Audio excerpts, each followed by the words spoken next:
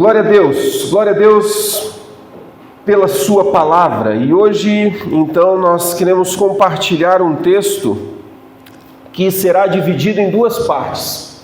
A primeira parte, nesse domingo, e a segunda parte, no domingo que vem. Então, você não pode faltar domingo que vem, porque nós vamos trabalhar outros pontos aqui dessa mensagem.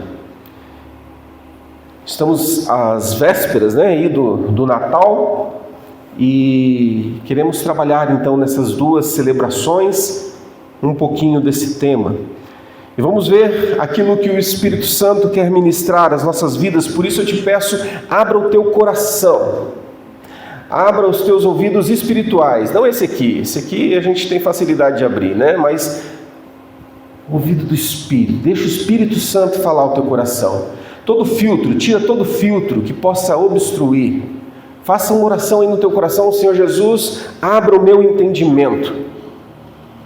Abra o meu entendimento e me faça ouvir a tua voz. E vamos ver o que Deus quer nos ensinar, o que Ele quer ministrar ao nosso coração nessa noite. Eu vou passar por alguns textos aqui rapidamente e assim a gente vai construindo toda a nossa meditação dessa noite. Muito bem, antes da luz do Natal, antes daquela luz brilhar lá em Belém, todos conhecem a história, Deus já tinha acendido essa chama muito tempo antes. Muito antes dos reis olharem aquela estrela, os pastores irem em direção, seguirem a direção, muito antes Deus já havia acendido essa chama e essa estrela. E aconteceu lá no Éden, no meio de lutas, no meio de dor, no meio de um cenário não muito agradável. O Natal ele não começa então na manjedoura, mas ele acontece lá no Éden. E ele começa com uma promessa. E hoje, nessa preparação então para o grande dia do Natal, a gente vai caminhar pela história bíblica observando como que essa promessa do Senhor se sustentou a esperança de um povo, do povo de Deus, por gerações e gerações. E vamos entender como isso alcançou a gente hoje. A mensagem, como eu disse, ela vai se dividir em dois momentos. E eu queria que você atentasse para esse primeiro texto, que é a promessa plantada lá no Éden. Uma promessa iluminada depois por Isaías. Uma promessa localizada por Miqueias. São textos que nós vamos passar. E no final, a promessa confirmada com o anjo Gabriel.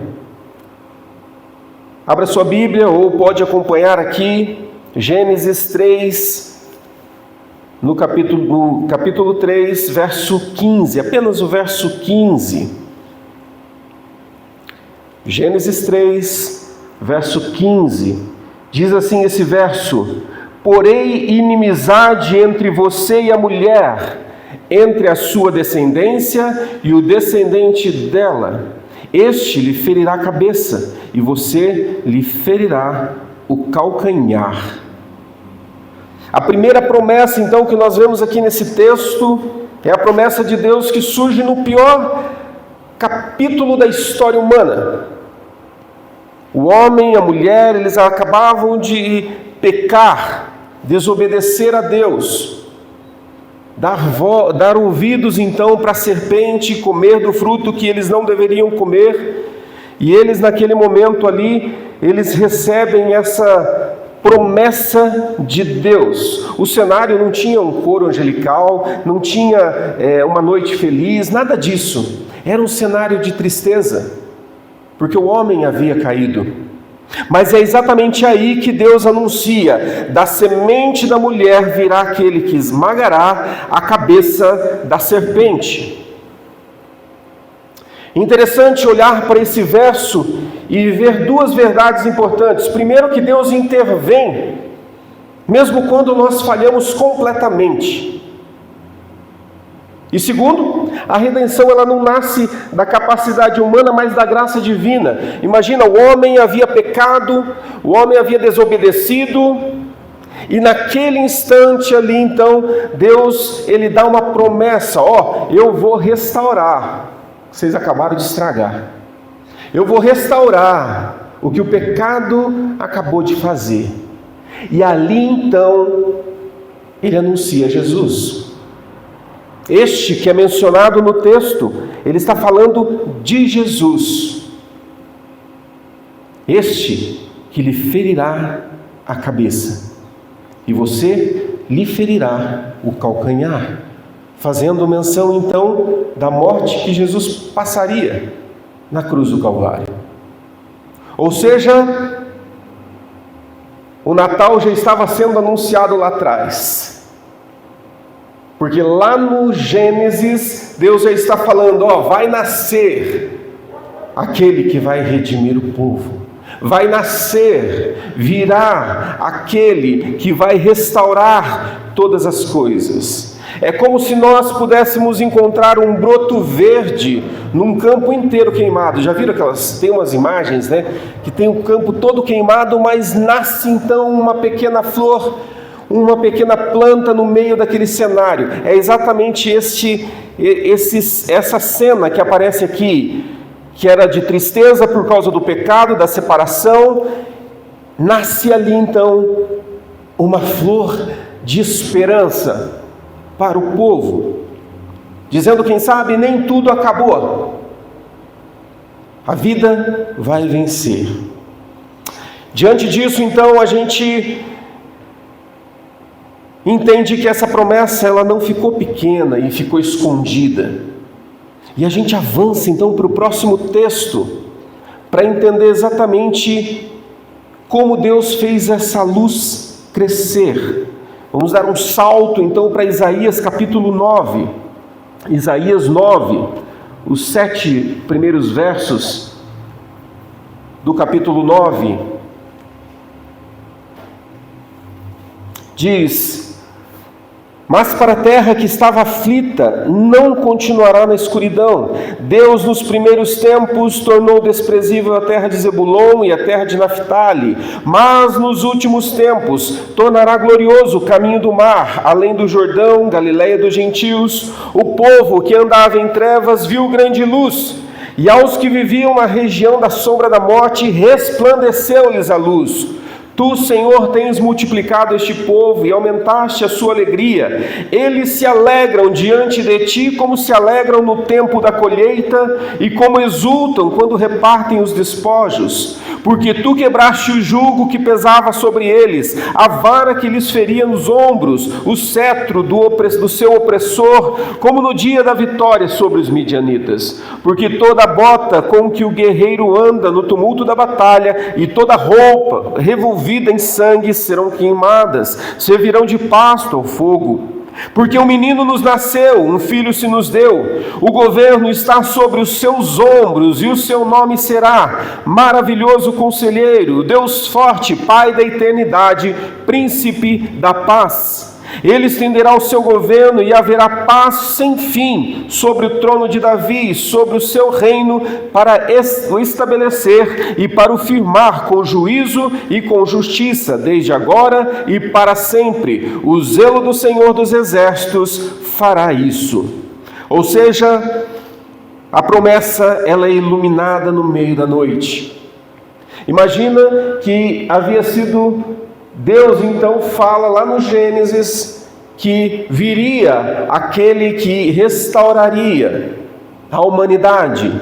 E chega então Isaías e ele começa a falar num momento não de alegria, mas era um momento de opressão, era um momento de trevas, de medo, de confusão política, em que o povo de Israel vivia, mas a condição humana continuava exatamente a mesma. O pecado ainda reinava, o povo andava em trevas, e Isaías então declara: o povo que andava em trevas viu grande luz.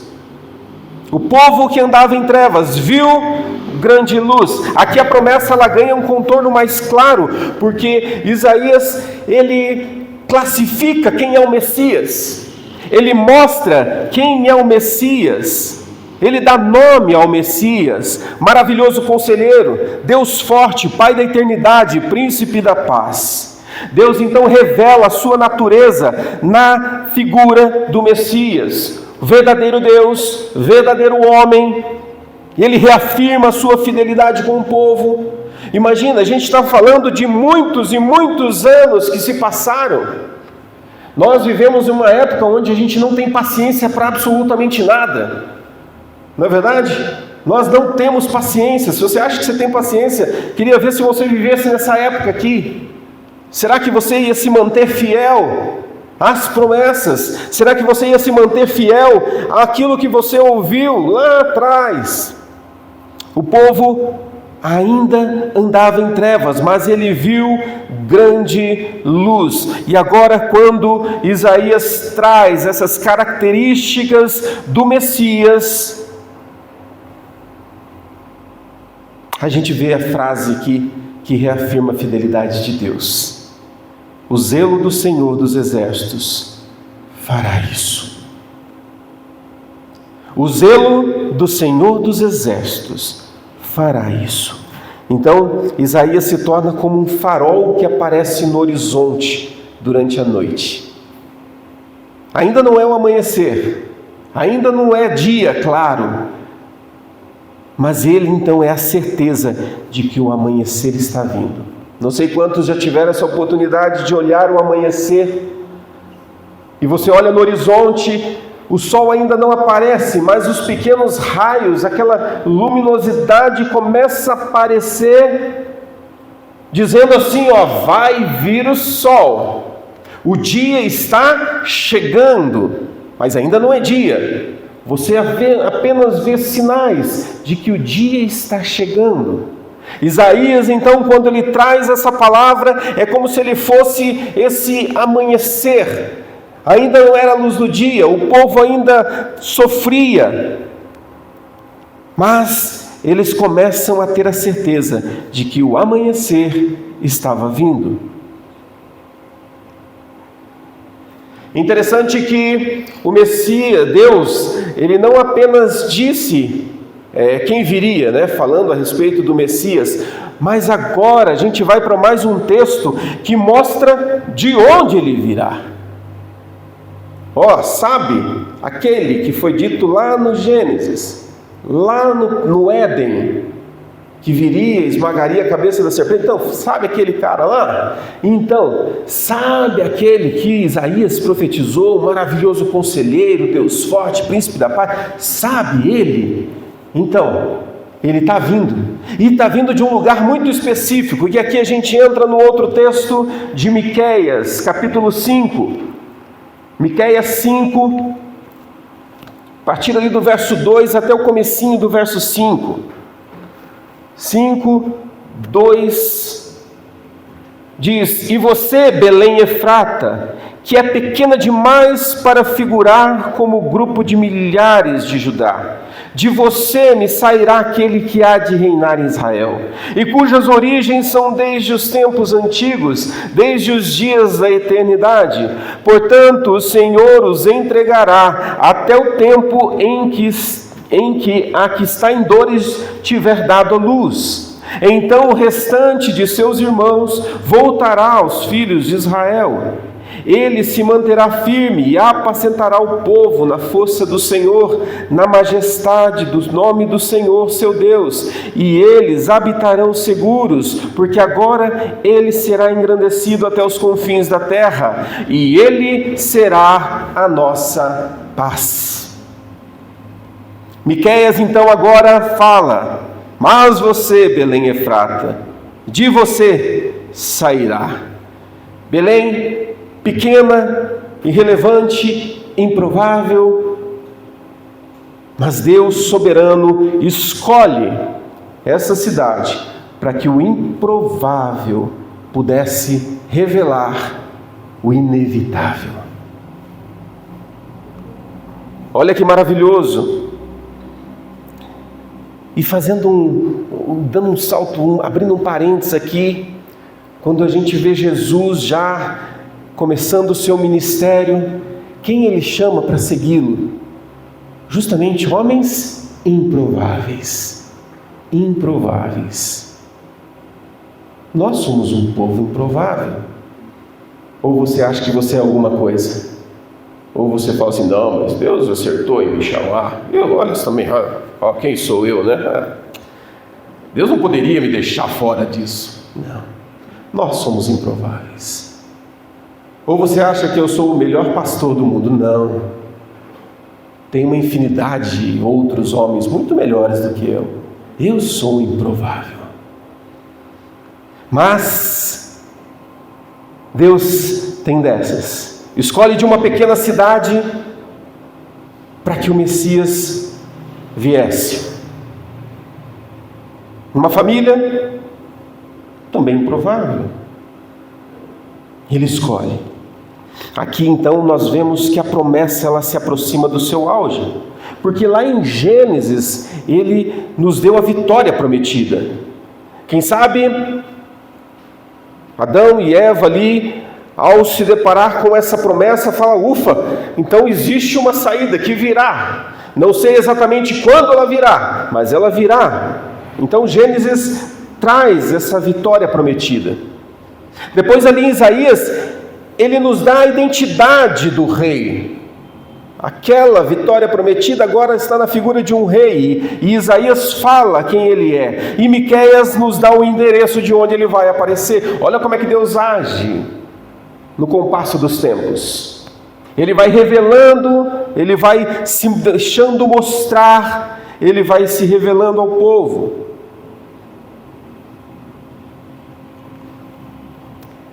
Lembra que eu falei da ilustração do amanhecer? Se Isaías é aqueles pequenos feixes, né, que mostram que o dia está vindo, Miqueias aqui, ele é como aquele momento da madrugada em que o céu começa a ficar laranjado. A noite ainda não acabou e o dia ele está chegando, mas já está tudo laranjado, já está tudo mais claro. E aqui então nós entramos no Novo Testamento. Aqui a gente dá um salto para o Novo Testamento. Séculos se passaram e Israel esperou e esperou. A gente não está falando aqui de um ano para o outro, a gente não está falando aqui de uma temporada, a gente está falando de muitos anos do povo de Israel esperando.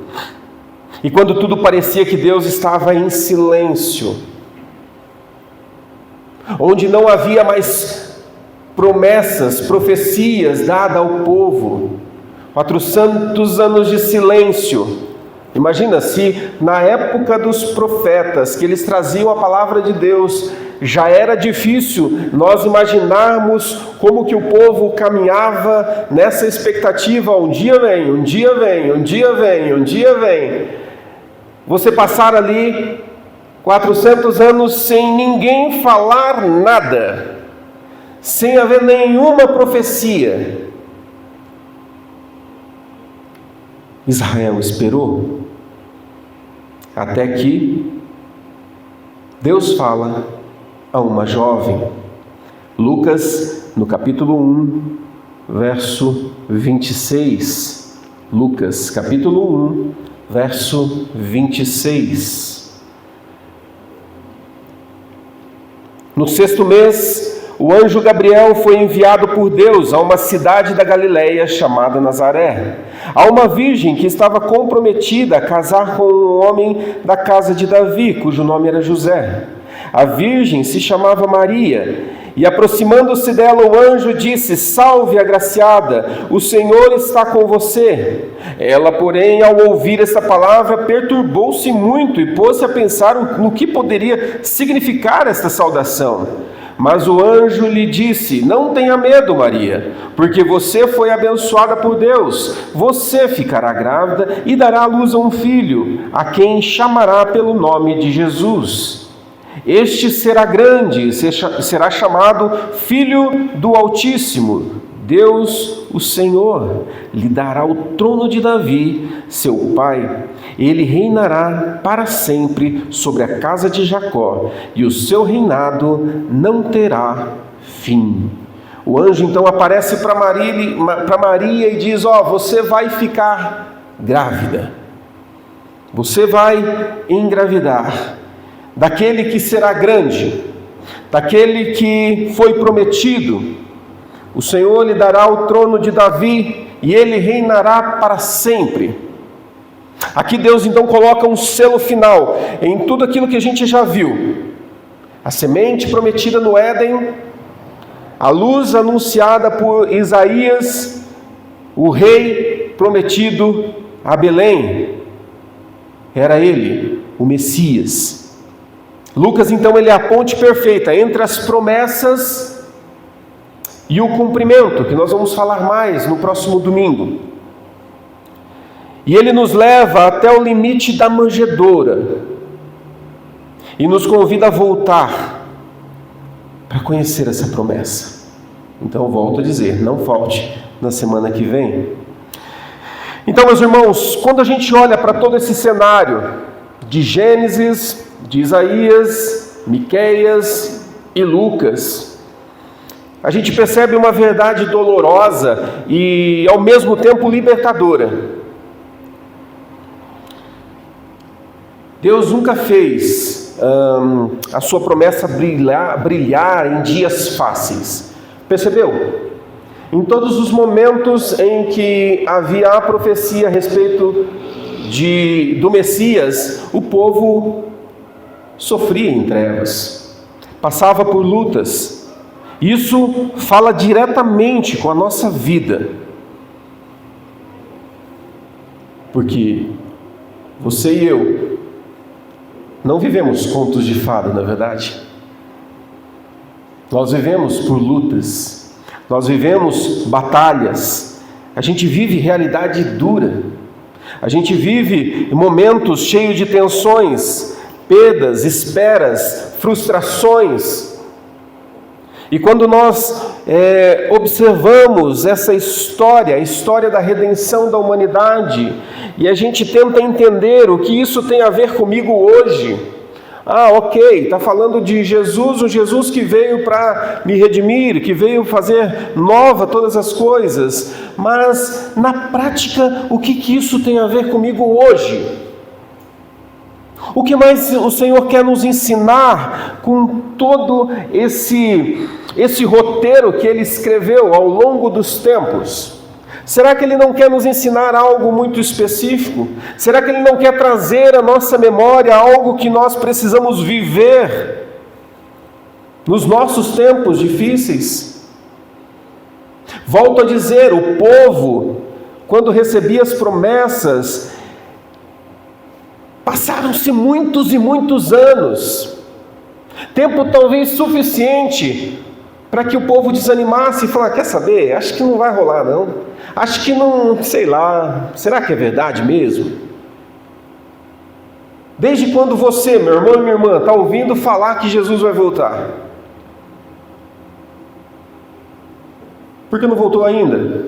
Cadê esse Jesus que está voltando? Está vindo a pé? Você consegue compreender? A gente está ouvindo que Jesus vai voltar há muito tempo, então cadê esse Jesus? Nós às vezes questionamos esse tempo da volta de Jesus. Imagina este povo que tiveram que enfrentar centenas de anos. Muitos passaram, morreram, não viram a promessa. Mas eles seguiram firme, entendendo todo esse roteiro e esse cronograma do Senhor, daquilo que Deus estava escrevendo ao longo dos tempos.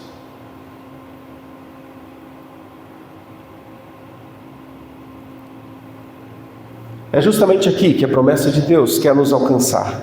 Aliás, precisa nos alcançar. Talvez eu e você estejamos vivendo Gênesis 3. E abra o seu entendimento a respeito disso. Abra o seu coração a respeito disso. Tem muita gente que está vivendo uma queda. O que foi o Gênesis 3? Senão a queda do homem. Em desobediência a Deus, ele cai, ele peca e se afasta então de Deus. Tem gente que está vivendo essa queda. Quem sabe, casamentos partidos, uma culpa que vai e volta à mente toda noite, relacionamentos com filhos que são rompidos, o pecado escondido que vai corroendo, a gente já falou isso em mensagens anteriores, aquele pecado de estimação que o ser humano vai guardando e vai corroendo, e o cara nem se dá conta, mas ele está morrendo por dentro, está matando ele. Decisões erradas que viraram cicatrizes. Tem muita gente vivendo Gênesis 3.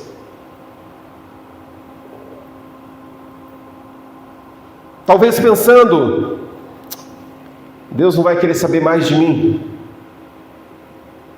Deus, não tem chance de mudar a minha história.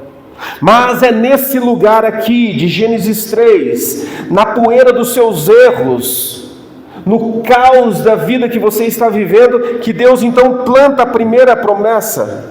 Percebe que Ele não faz isso depois que Adão e Eva melhoram.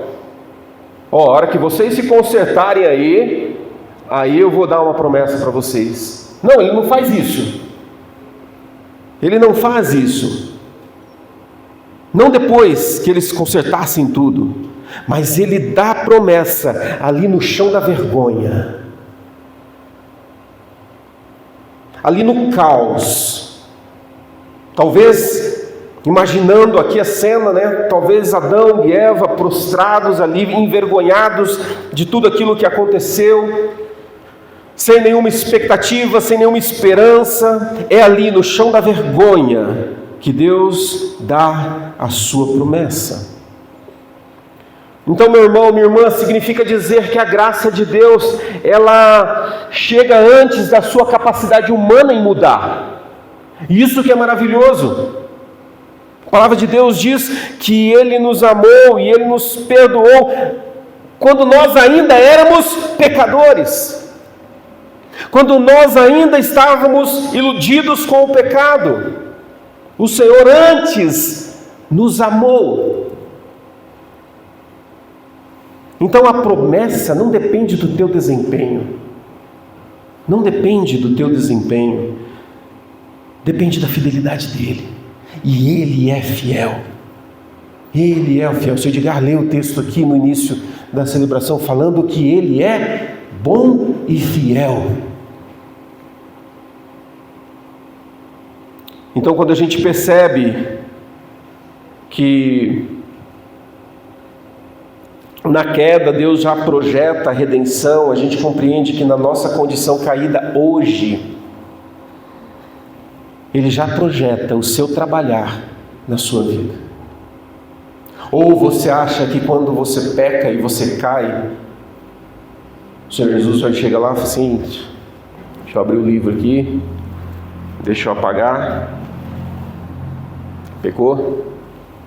Você acha que o livro da vida está cheio de rasura? Opa, se arrependeu, escreve de novo. E pecou, apaga aqui. Não. Depende da graça e do amor. Então, na nossa condição hoje, Ele já projeta o trabalhar de Deus na tua vida. Ele já tem o escape para que você seja restaurado, para que você seja curado. Vai doer muitas vezes esse trabalhar do Senhor por causa do nosso pecado. Vai arder, mas será necessário porque Ele preparou todas as coisas. E Ele te amou. Eu sempre dou uma ilustração, principalmente quando eu falo com os jovens, a respeito da nossa vida com Deus. Deus, Ele nos planta aqui, e imagina assim que a nossa vida, vou colocar um exemplo, a gente está aqui, e o propósito de Deus é para que a gente chegue aqui. Então sair daqui e vir aqui. Só que o ser humano, o que resolve fazer? Muitas voltas, não é verdade? Mas Deus já te amou, E o propósito dele é para que você chegue aqui. Só que o pecado humano faz a gente dar voltas, e nessas voltas a gente se arrebenta todo.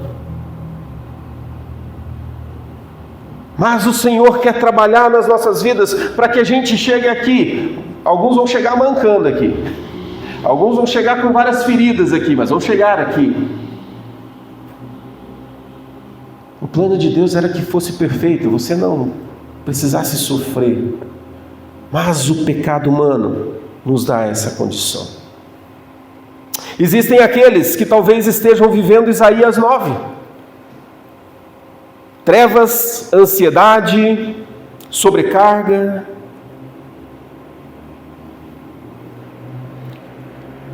Que talvez não tenha caído, mas estão cansados, estão esgotados. Trevas, não necessariamente viver no pecado, mas pode ser viver na dor, viver no sofrimento, noite sem dormir, pensando nas contas para pagar, tratamentos, exames, doenças, medo do futuro. Muitas pessoas, elas sequer conseguem pensar no futuro. Se você perguntar o que você pensa ser ou estar daqui 10 anos, a pessoa não sabe dizer, porque ela já não sonha mais, porque ela já está vivendo numa condição que ela já está desesperançada.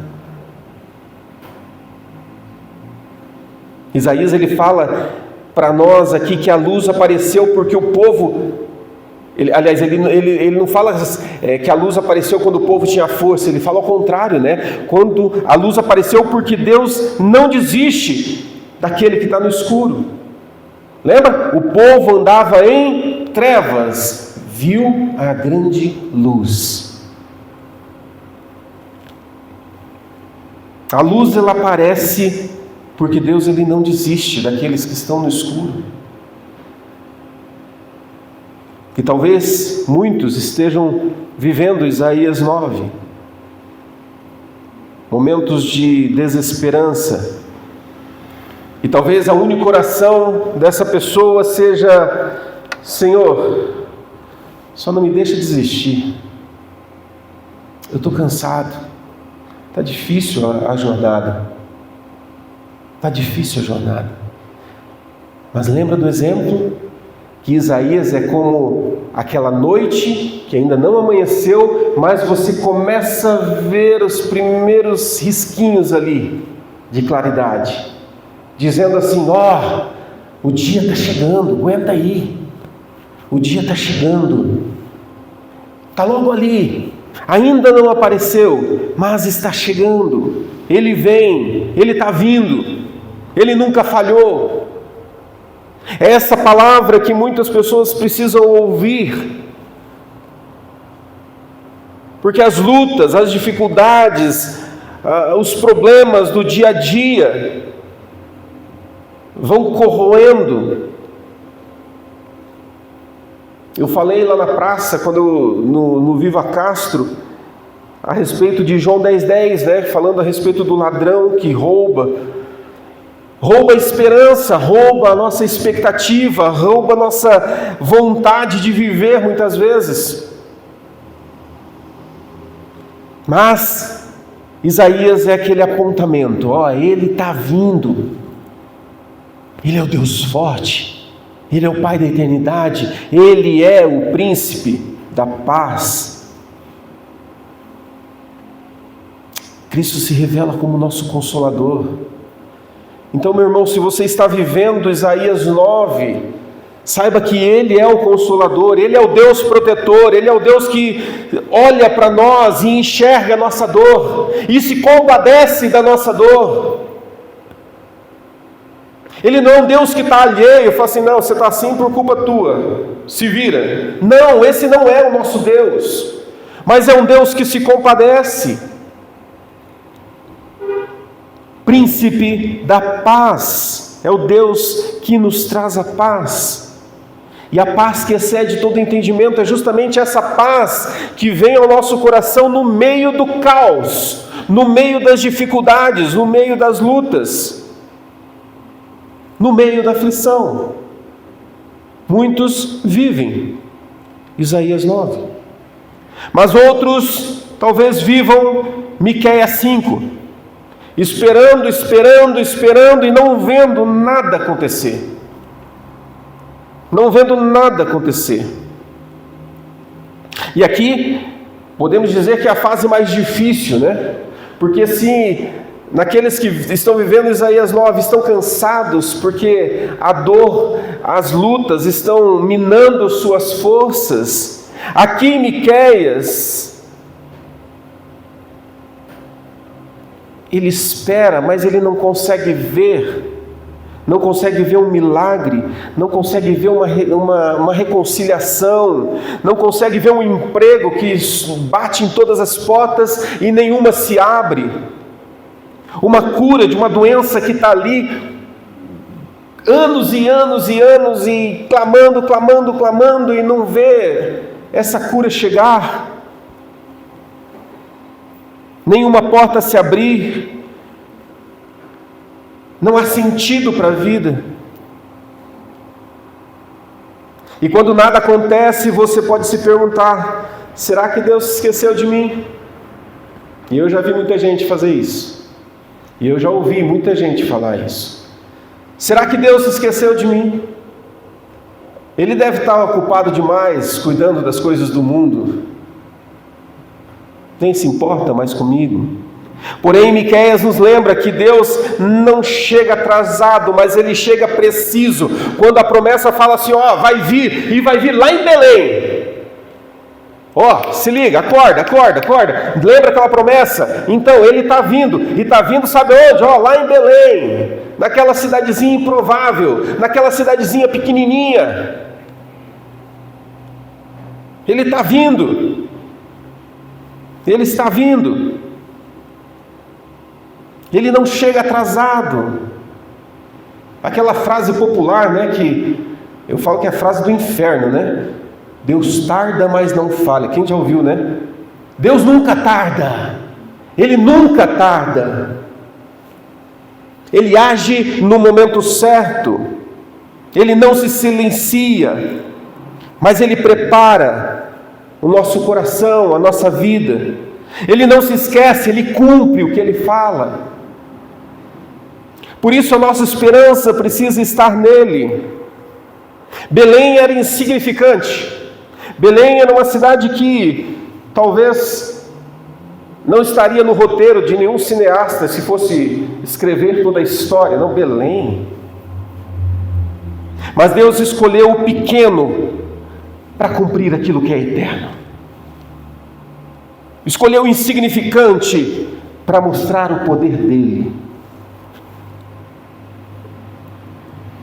Talvez a sua vida hoje pareça pequena, sem brilho, sem destaque, sem avanço, sem respostas, mas é desse tipo de lugar que Deus costuma fazer o sobrenatural. É nesse tipo de lugar que Deus costuma cumprir o seu plano, fazer seu plano nascer. Não é nos lugares prováveis.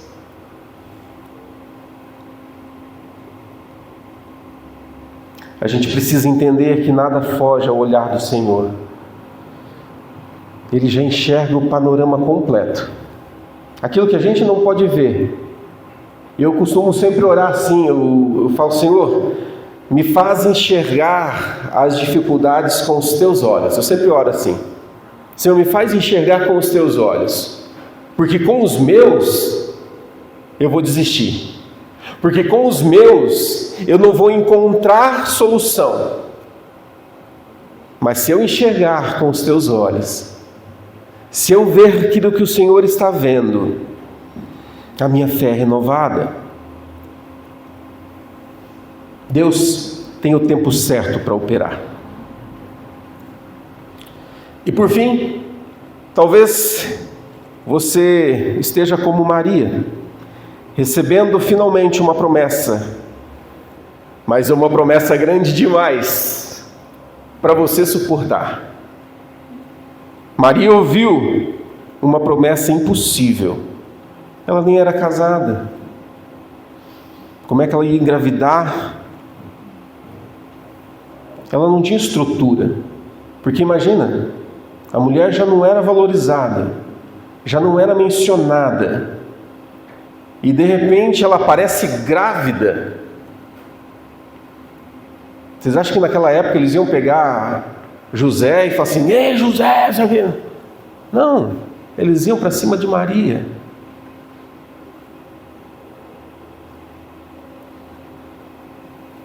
Ela não tinha estrutura nenhuma para comportar essa promessa. E talvez nós estejamos numa situação assim.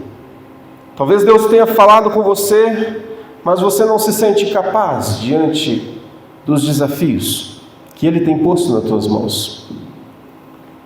Deus te chamou, mas você se sente pequeno demais. Eu não dou conta. Olha a minha vida como está, eu sou tão falho. Tem tanta gente melhor do que eu.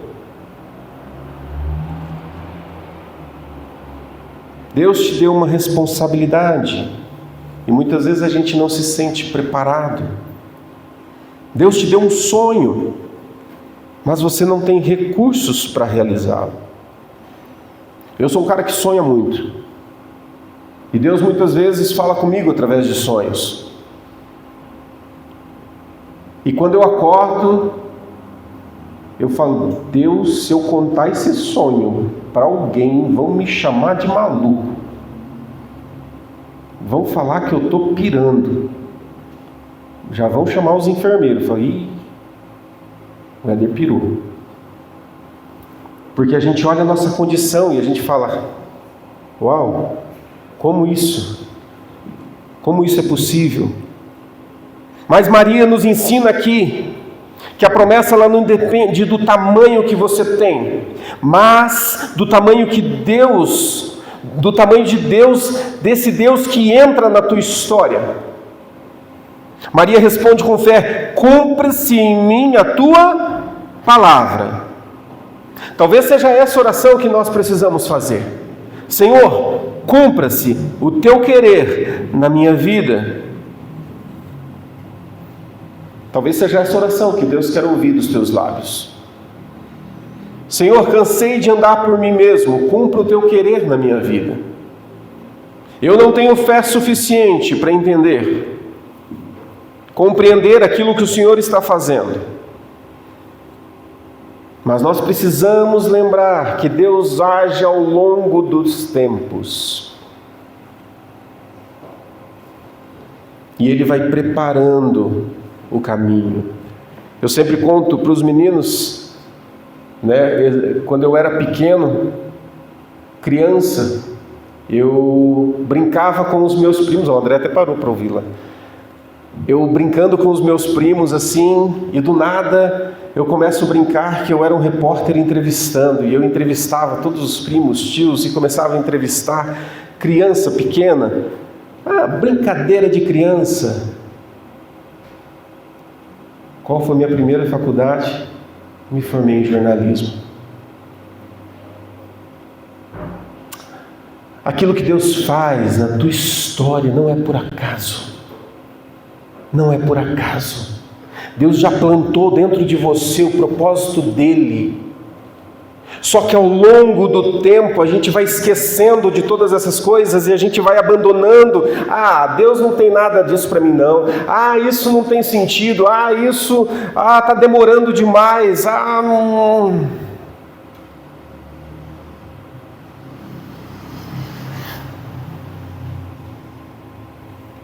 A gente precisa compreender que Deus age ao longo do tempo. E nós precisamos nos guiar a uma fé que olha para aquele que está além do tempo e que olhe o cenário por outro prisma. Meu irmão, minha irmã, escute com atenção. Deus, Ele não apenas fez uma promessa lá no Gênesis, mas Ele sustentou essa promessa até o fim, até que o Messias nasceu. Ele cumpriu a sua promessa. Ele não falhou. E se Ele não falhou em enviar o Messias, você acha que Ele vai falhar nas promessas que Ele tem para mim e para a sua vida? Não. Nós precisamos crer. Quando a gente ouve a promessa de que Ele estaria conosco até o fim dos tempos, nós precisamos ler isso, ouvir isso e falar assim: é verdade. Ele falou que vai estar comigo até o finalzinho, até quando tudo acabar. Eu preciso crer. Ele prometeu o Messias e enviou. Essa promessa Ele também vai cumprir. Relembrando, Ele prometeu no Éden, Ele ilumina no exílio, Ele localiza em Belém, dá o endereço, e Ele cumpre na manjedoura. Essa é a esperança do Natal. Se Deus guardou a sua promessa por gerações, Ele também vai guardar a promessa que Ele tem para cumprir na sua vida. Então, se você ora pela conversão de alguém, continue, não desista, vá até o fim. Não olhe para as pessoas dizendo: acabou, não tem chance, não existe mais perspectiva. Não. Natal é isso. É Deus entrando na história para garantir que as promessas dele se cumprirão. E essa é a nossa certeza.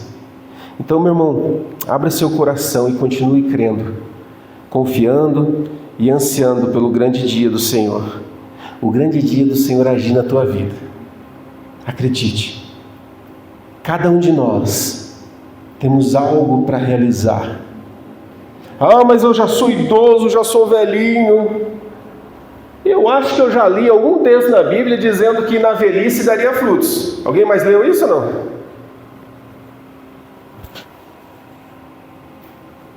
Então creia. Ainda não acabou. Você tem muita lenha para queimar. Não deixe a incredulidade matar as promessas de Deus para a tua vida. E na semana que vem a gente vai avançar. E a gente vai olhar mais a respeito desse agir de Deus em nós, a exemplo do que Ele fez ao longo da história. Amém? Coloque-se em pé, vamos orar e que você saia daqui crendo que ainda não acabou.